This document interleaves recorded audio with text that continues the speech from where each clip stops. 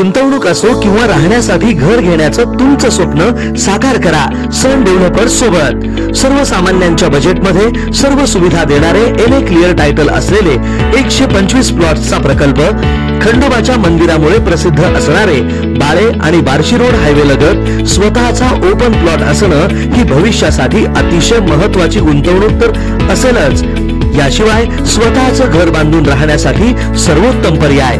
चेन्नई सुरत ring road लगत सन developers घेऊन आले आहेत सनराइज ग्रीन पार्क हा सर्वोत्तम प्रकल्प। या प्रकल्पाची वैशिष्ट्ये पुढील प्रमाणे: भव्य प्रवेशद्वार, अंतर्गत डांबरी रस्ते, ड्रेनेजची सोय, प्रत्येक प्लॉटला पाण्याची व्यवस्था, MSCB DP, street light, wall compound, आकर्षक झाडे, बगीचा, वॉकिंग ट्रॅक, सीसीटीव्ही कॅमेरा, कर्जाची सोय उपलब्ध। प्रकल्पालगत शाळा, कॉलेज, दवाखाना, पेट्रोल पंप, मार्केट सुद्धा अगदी हाकेच्या अंतरावर। टीव्ही कॅमेरा, कर्जाची सोय उपलब्ध। प्रकल्पालगत शाळा, कॉलेज, दवाखाना, पेट्रोल पंप, मार्केट सुद्धा अगदी हाकेच्या अंतरावर। सन डेव्हलपर्स अँड कन्स्ट्रक्शन, संपर्क 91 68 80 09 00। ऑफिसचा पत्ता शॉप नंबर 4, वैभवशाली चेंबर, जुना पुणा नाका, हॉटेल शिवशक्ती जवळ, सोलापूर।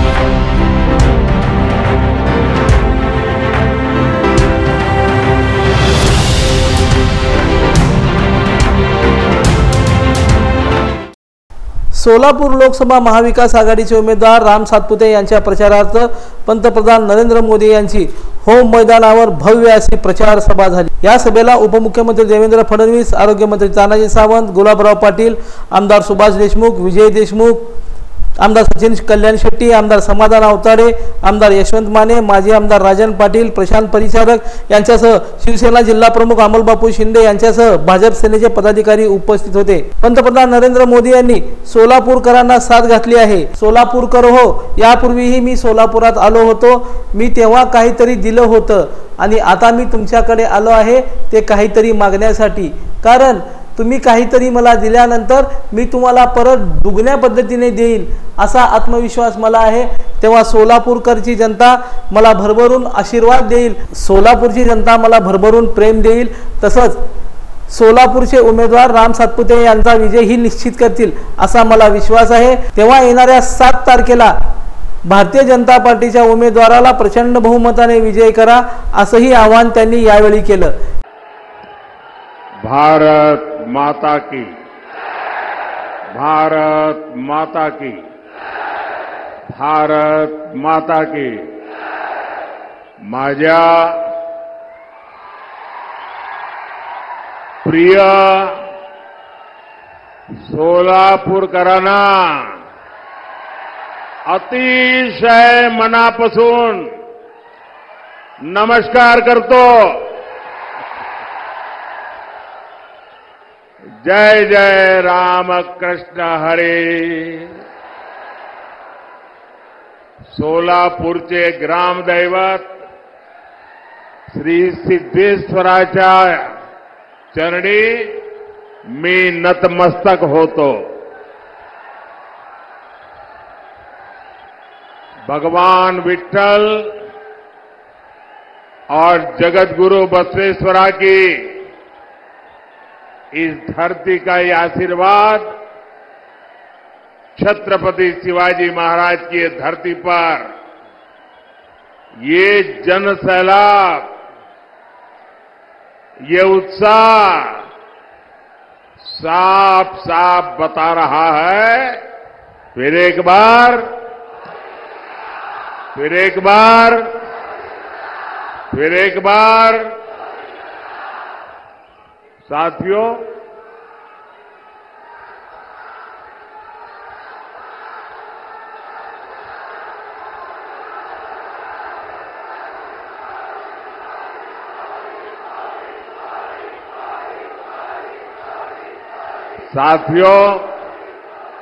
ये सोलापुर का प्यार देखिए।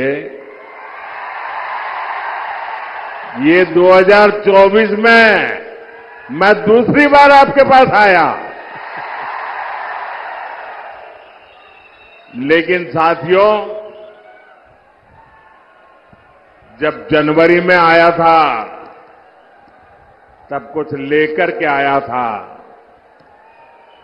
आपके हकों को पूरा करने के लिए आया था, कुछ देने के लिए आया था। लेकिन आज मैं आपसे कुछ मांगने के लिए आया हूं,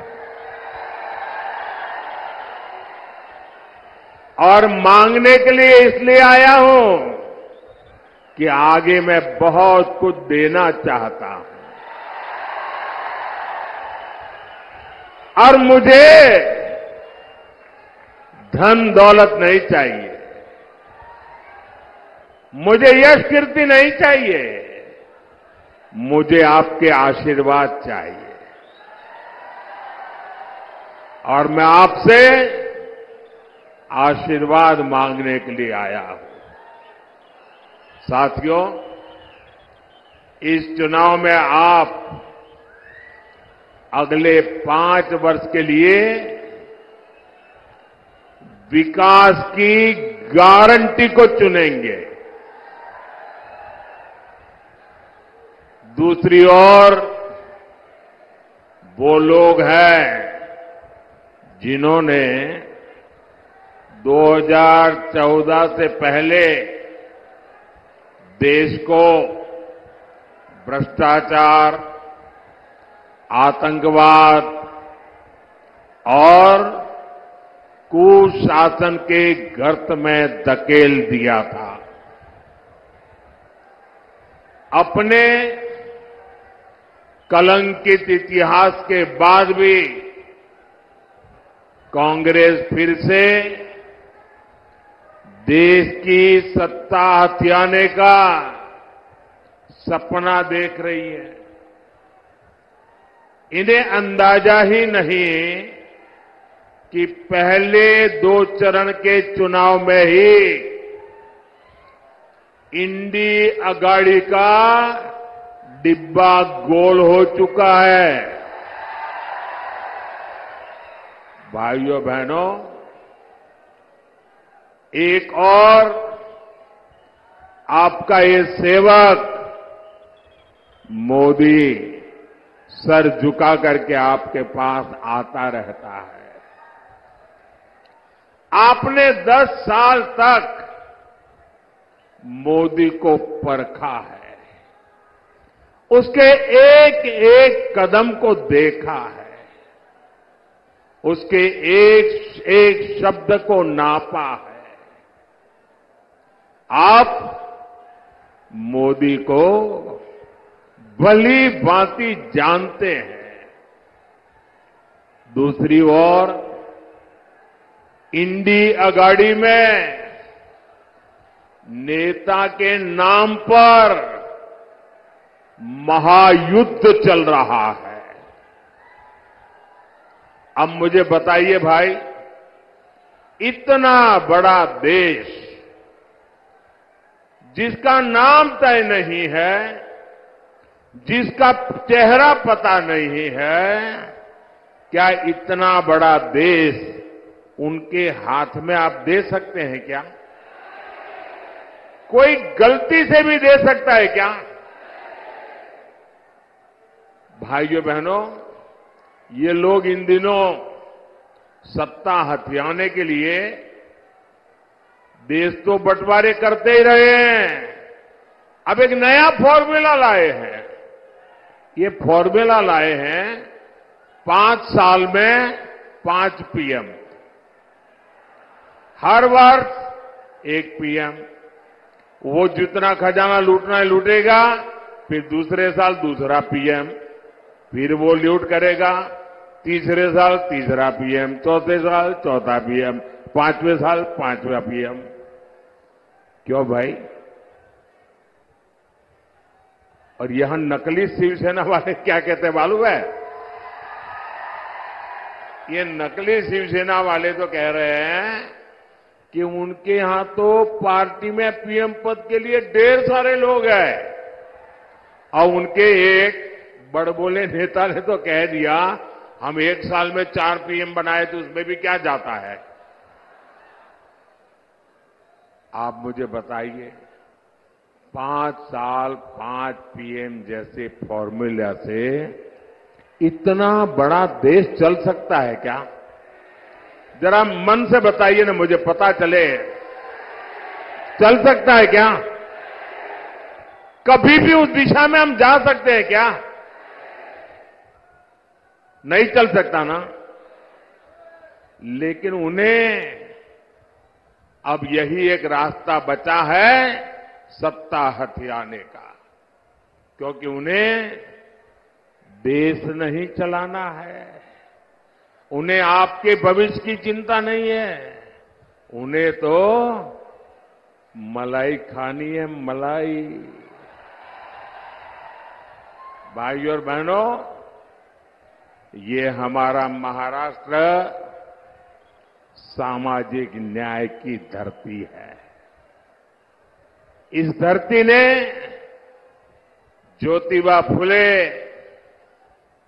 सावित्रीबाई फुले, बाबा साहब आंबेडकर के रूप में ऐसी महान संतानें दी हैं जिन्होंने समाज के सबसे कमजोर वर्गों को ताकत दी, प्रेरणा दी।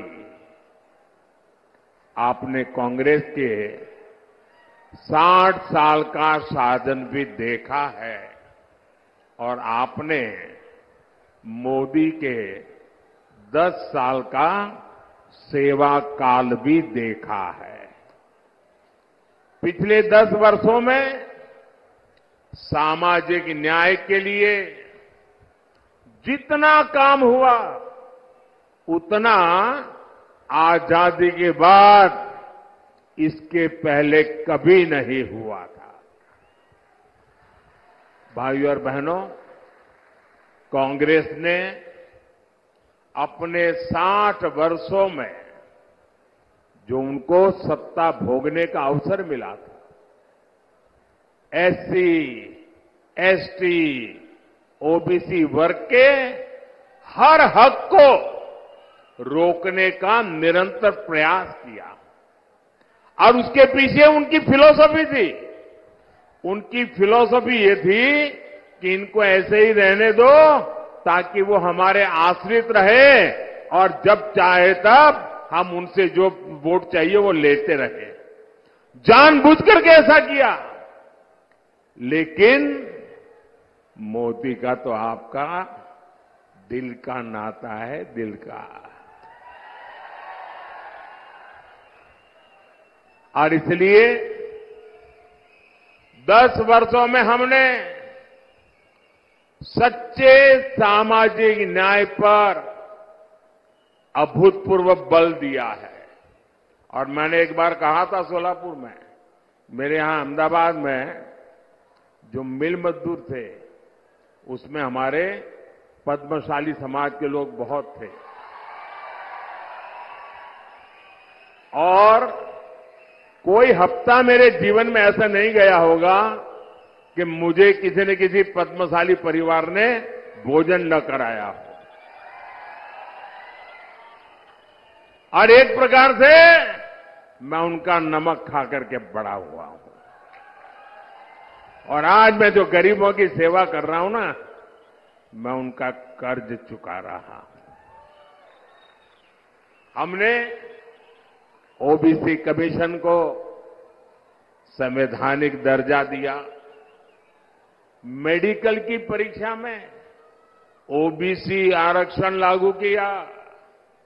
ये भाजपा है जिसने एससी, एसटी के आरक्षण में जो पॉलिटिकल आरक्षण होता है वो हर 10 साल में बढ़ाना होता है।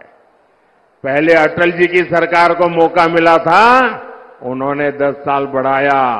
फिर मोदी को मौका मिला, हमने भी 10 साल बढ़ाया।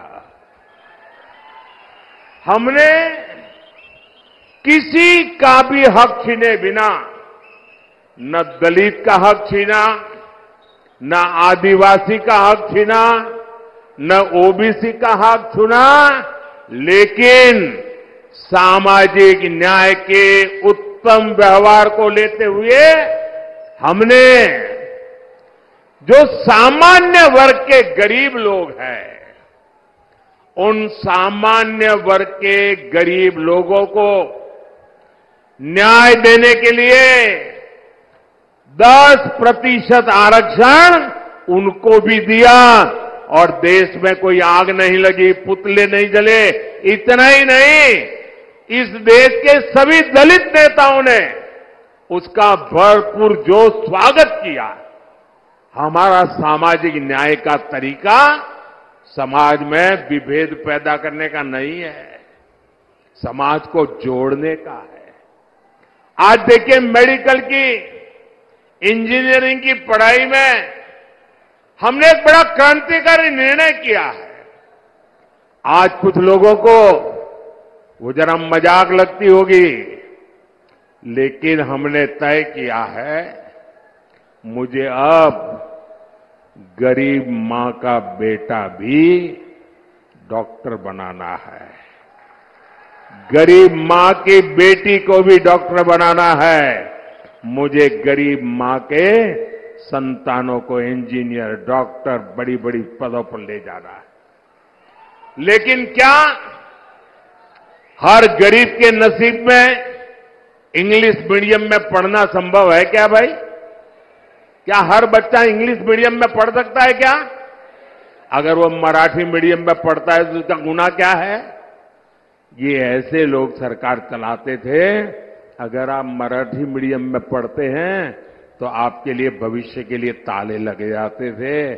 मोदी ने सामाजिक न्याय के लिए कह दिया, अब डॉक्टर बनना है तो भी मराठी भाषा में बन सकते हो, इंजीनियर बनना है तो भी मराठी भाषा में बनकर सकते हो, अंग्रेजी नहीं आएगी तो भी आप देश चला सकते हो। भाइयों बहनों, ये मोदी का सपना है। साथियों, कांग्रेस कभी नहीं चाहती थी कि देश में दलित, आदिवासी और ओबीसी लीडरशिप देश का नेतृत्व करे। ये वही कांग्रेस है जिसने डॉक्टर बाबा साहब आंबेडकर से लेकर के बाबू जगजीवन राम जी तक हर दलित नेता का अपमान किया। बाबा साहब को भारत रत्न भी तब मिला जब बीजेपी से सहयोग के केंद्र में कांग्रेस विरोधी सरकार चलती थी। भाजपा का हमेशा प्रयास रहा है कि एससी, एसटी, ओबीसी को ज्यादा से ज्यादा प्रतिनिधित्व मिले। 2014 में आपने प्रचंड बहुमत दिया तो एनडीए ने दलित के बेटे को देश का राष्ट्रपति बनाया। 2019 में जब आपने फिर से एक बार हमें प्रचंड जनादेश दिया तो हमने देश के इतिहास में पहली बार एक आदिवासी बेटी को भारत के राष्ट्रपति के रूप में आज प्रस्तावित किया। भाइयों बहनों, मुझे गर्व है, आजादी के बाद पहली बार हुआ है, आजादी के बाद पहली बार ये दशक ऐसा आया है कि आज विधायकों की संख्या देख लीजिए, सांसदों की संख्या देख लीजिए, पूरे देश में एमएलए हो, एमएलसी हो, एमपी हो, लोकसभा हो, राज्यसभा हो, एससी, एसटी, ओबीसी सबसे ज्यादा भाजपा के चुन करके आते हैं। आज केंद्रीय मंत्रिमंडल में 60%, 60% इन्हीं वर्गों से आए हुए लोग केंद्र के मंत्री हैं और देश को नई ऊंचाई पर ले जा रहे हैं। आज कांग्रेस और इंडी अगाड़ी वाले ओबीसी प्रतिनिधित्व के नाम पर झूठ फैला रहे हैं। असल में इन लोगों की खुद की सच्चाई देश के सामने आ गई है और इससे ये बौखलाए हुए हैं, परेशानी हो रही है। आपने देखा होगा पूरे चुनाव में कि इंडी अगाड़ी के जितने लोग हैं उनके भाषण का मुद्दा क्या है? देश का कोई मुद्दा है, सिर्फ और सिर्फ मोदी को रोज नई गाली देना। पूरी डिक्शनरी उन्होंने खोल के रख दी है, नई नई गालियां रोज निकालते रहते हैं। अरे भाई कुछ देश के लिए तो बोलो। नहीं, उसके पास विजन नहीं जी। हमारे पास विजन भी है और ये जीवन भी है विजन के लिए खपाने के लिए। साथियों, दशकों तक कांग्रेस ने एससी, एसटी, ओबीसी के साथ जिस तरह से विश्वासघात किया, उससे ये सभी कांग्रेस और इंडिया गाड़ी से पूरी तरह छिटक चुके हैं। इस वजह से कांग्रेस और इंडिया गाड़ी वाले बुरी तरह बौखला गए हैं। इसलिए लोग लगातार झूठ फैला रहे हैं, संविधान बदल देंगे, आरक्षण खत्म कर देंगे। मैं पहले ही कह चुका हूं कि अगर आज खुद बाबा साहब आंबेडकर चाहे तो बाबा साहब आंबेडकर भी आरक्षण खत्म नहीं कर सकते हैं। मोदी का तो सवाल ही नहीं उठता है। और अगर हमारी सरकार की नीयत उसमें कहीं पर भी खोट होती, मेरा 5 साल का रिकॉर्ड देख लीजिए, 5 साल में भी 2019 से 2024 आज भी मोदी के पास जितने वोट चाहिए है, लेकिन ये रास्ता हमें मंजूर नहीं है। सैकड़ों सालों के साथ जिनको अन्याय हुआ, हमारे पूर्वजों ने पाप किए होंगे, मेरे लिए ये प्रायश्चित का अवसर है। और इसलिए आरक्षण को जितनी ताकत मैं दे सकता हूं, मैं देने के लिए कमिटेड हूं। मैं आज देश से अधिक सीटें इसलिए मांग रहा हूं ताकि कांग्रेस और इंडी गाड़ी के लोग, जब दलित उनके हाथ से निकल गए, आदिवासी उनके हाथ से निकल गए, ओबीसी उनके हाथ से निकल गए, ये बहुत बड़ी मात्रा में विजयी होकर के बीजेपी के साथ आते हैं, तब उन्होंने तय किया है और प्रयोग भी शुरू कर दिया है, एससी, एसटी, ओबीसी के आरक्षण में लूट मारने का, और वो माइनॉरिटी को देना चाहते हैं। भाइयों बहनों, मुझे इसलिए ताकत चाहिए कि मैं कांग्रेस के आपके खिलाफ जो षड्यंत्र है उसको देश में कहीं पर भी करने न दो। कर्नाटका में उन्होंने खेल खेला है, आरक्षण का बहुत बड़ा हिस्सा माइनॉरिटी को देने का खेल खेला है, ये मैं होने नहीं दूंगा। और इसलिए आपसे मैं आशीर्वाद मांगने आया हूं, मोदी को मजबूत करो। साथियों, कांग्रेस के 60 वर्षों के राज में देश में सबसे ज्यादा एससी, एसटी, ओबीसी परिवार ही, उन्हीं के सबसे ज्यादा हाल खराब रहे। आप अपने गांव में देख लीजिए, अगर गांव के बाहर झुपड़ी में रहना पड़ता है, कौन है? हमारे एससी समाज के लोग हैं। मुसीबत में जीना पड़ता है, कौन है? हमारे एसटी समाज के हैं। तकलीफों में जीना पड़ता है, कौन है? हमारे ओबीसी समाज के लोग हैं। मोदी ने इन परिवारों को ही अपनी प्राथमिकता बनाया। 10 वर्षों में गरीब कल्याण की जितनी भी योजनाएं हमने बनाई, हमारी योजना सबके लिए है, बिना भेदभाव के हैं, समाज के हर वर्ग के लिए है। और स्वाभाविक है, जो लोग 50-60 साल से पिछड़े हुए थे, उनको उसका लाभ पहले मिल रहा है। और हम तो मानते हैं, इस देश की संपत्ति का पहला अधिकार उन लोगों का है जो पंक्ति में आखिर में बैठे हुए। महात्मा गांधी भी यही कहते थे। मुफ्त राशन हो, मुफ्त इलाज हो, पक्के घर हो, शौचालय हो, बिजली हो, गैस हो, पानी हो, ये सब कुछ सबसे ज्यादा वंचित समाज को जरूरत थी और वंचित समाज की वो आकांक्षाएं आजादी के इतने सालों के बाद आपका सेवक मोदी पूरी कर रहा है। भाई वहां वो सज्जन तस्वीर लेके आए हैं, मैंने तस्वीर देख लिया, बैठिए, पीछे आप लोगों को परेशान कर रहे हैं। आपका मैं बहुत आभारी हूं आपके प्यार के लिए, लेकिन औरों को परेशान मत करो भाई। एससी, एसटी, ओबीसी परिवारों को इन योजनाओं से जोड़ने के लिए हमारी सरकार घर घर पहुंची है, गांव गांव पहुंची है। साथियों, कांग्रेस ने 100 से ज्यादा देश के जिलों को ही पिछड़े घोषित करके उनको अपने हाल पर छोड़ दिया था। इन जिलों में सबसे ज्यादा एससी और एसटी परिवार के लोग रहते हैं। हमने उसको एक नया रूप दिया, नया मिशन लिया और हमने उसको एस्पिरेशनल डिस्ट्रिक्ट बनाया, आकांक्षी जिला बनाया। और उसका मेरी ऑफिस से डेली मॉनिटरिंग होता है।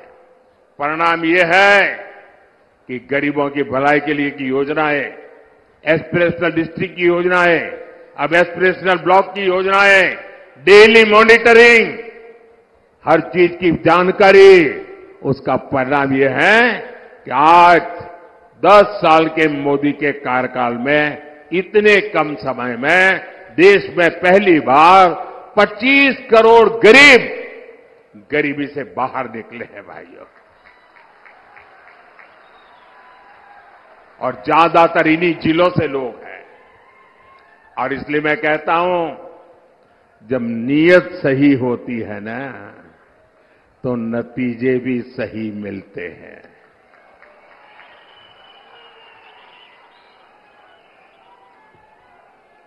साथियों, भाजपा का सामाजिक न्याय का एक और उदाहरण वाइब्रेंट विलेज प्रोग्राम भी है। अगर मोदी की नजर कांग्रेस की तरह सिर्फ वोट बैंक पर होती, तो सीमा के जो गांव है, जिनको ये लोग आखिरी गांव कहते थे, मैं उनको सबसे पहले कहता हूं गांव। दुनिया के किसी को देश को एंट्री होना है ना, सूरज की पहली किरण भी वहीं आती है जी, और सूरज डूबता है तो आखिरी किरण भी वहीं से आती है। गांव के लिए वाइब्रेंट विलेज प्रोग्राम क्यों चलता है? वहां तो वोटर ही नहीं है, इन्हें वोटर है।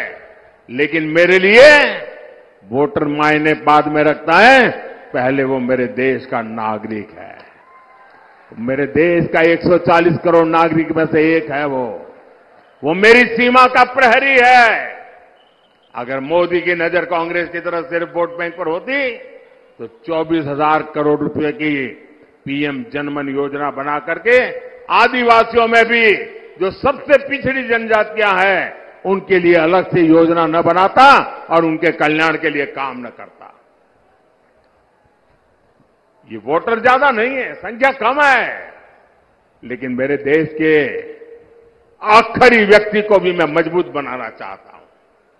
हमने विश्वकर्मा योजना लाए, जिनके हाथों में सामर्थ्य है, जिनकी उंगलियों में सामर्थ्य है, ऐसे देश में लाखों लोग हैं।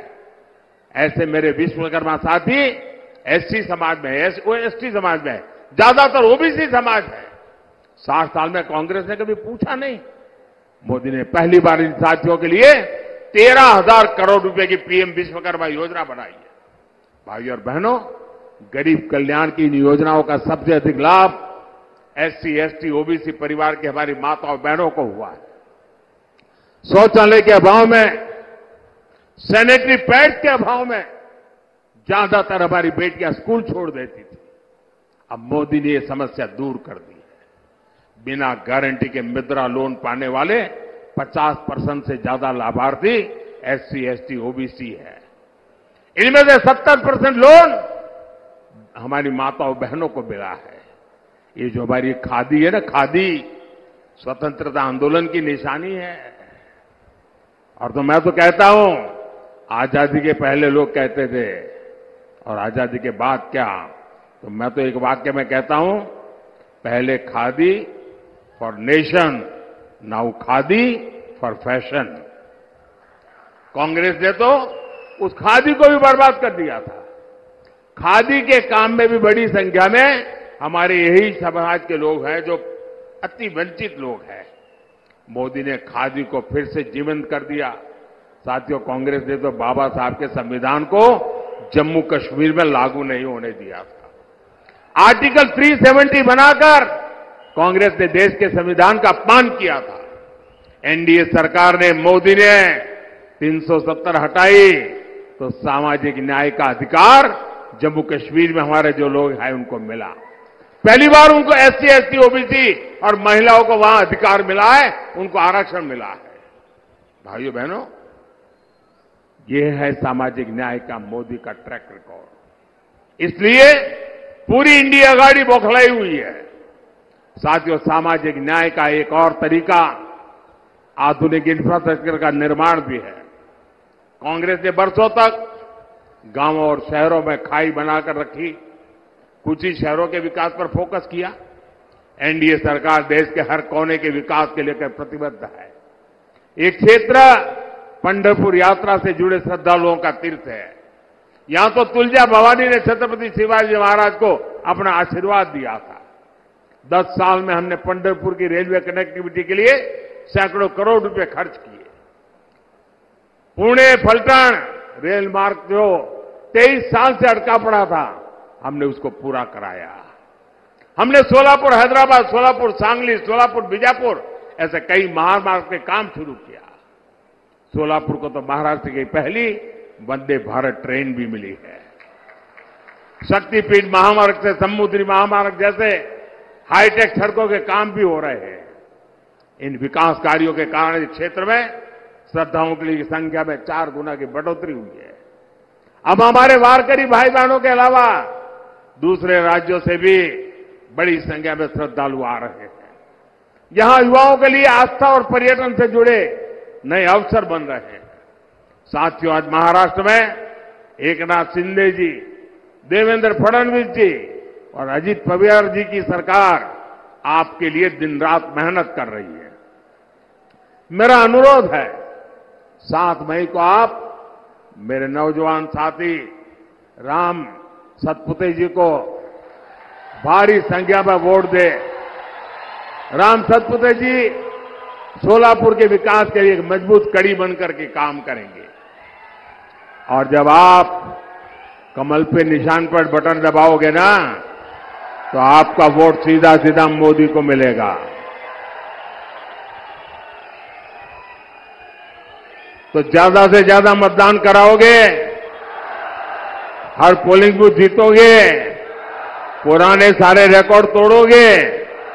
जब मेरा एक और काम करोगे, यहां से अपने परिचितों को जाकर के मिलना, उनके घर जाना, उनको कहिएगा कि मोदी जी सोलापुर आए थे, आपको प्रणाम भेजा है। मेरे प्रणाम पहुंचा देंगे। मेरे साथ बोलिए, भारत माता की, भारत माता की जय श्री राम, जय श्री राम।